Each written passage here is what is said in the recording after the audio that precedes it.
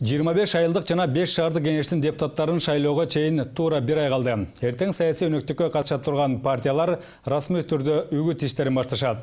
Бул жолу анын жол жобосуна өзгөртүүлөр киргизилди. Алсак саясий партиялар стадиондорго элди чогултуп, концерт кое албайт.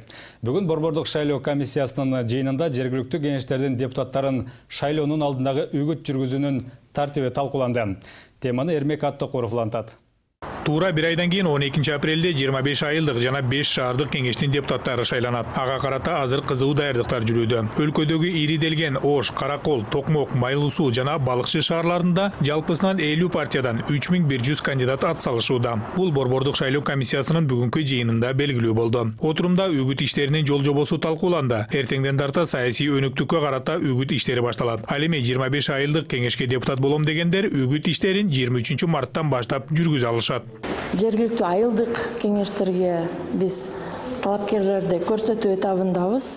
Бүгүн ушул талапкерлерди көрсөтүү этабы аяктайт. Анан 10 күнүн ичинде ушул айылдык кеңештерге талапкерлерди каттоо мөөнөтү болот.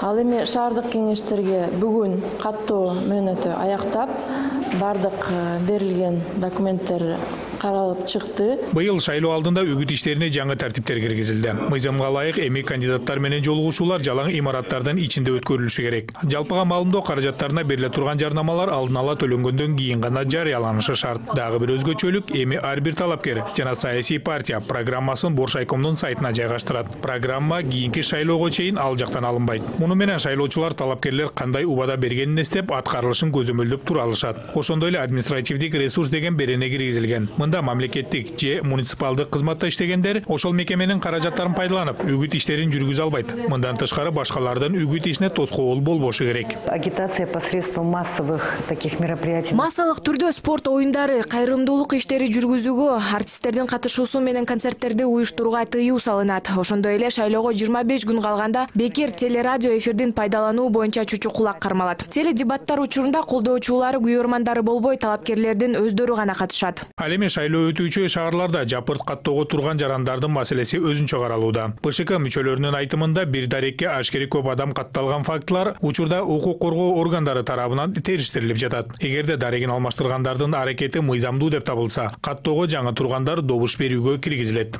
Биздин жарандардын паспортунда, эски ID картада менин Бишкекке туруп Ошко жаңы катталып келип, бирок паспортун алмаштырбай койсом, мен добуш бере албайм. Анткени менин паспортумда, эски паспортумда эски жашаган жерим катталып турат. Мен сөзсүз түрдө паспортумду алмаштырып, анан кийин шайлоочулардын тизмесине киргенге укуктуу кылам да. Жанагы биометрикалык паспорттор боюнча дагы териштирүү жүргүзгөндө мамлекеттик каттоо кызматы маалымдады.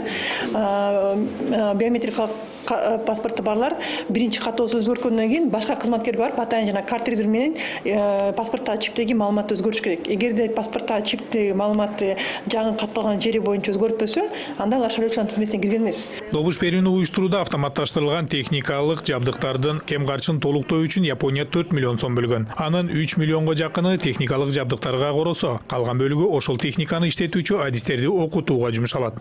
Эрмек Аттокуров, Сардар Ашырбаев, НТС.